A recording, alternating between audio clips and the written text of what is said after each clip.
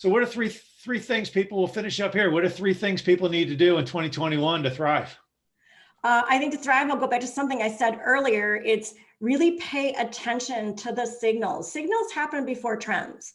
So see what the signals are that are going on, not just in the industry, but within your organization. Mm-hmm. What are the messages you're hearing? What are the things that are happening in the virtual meetings?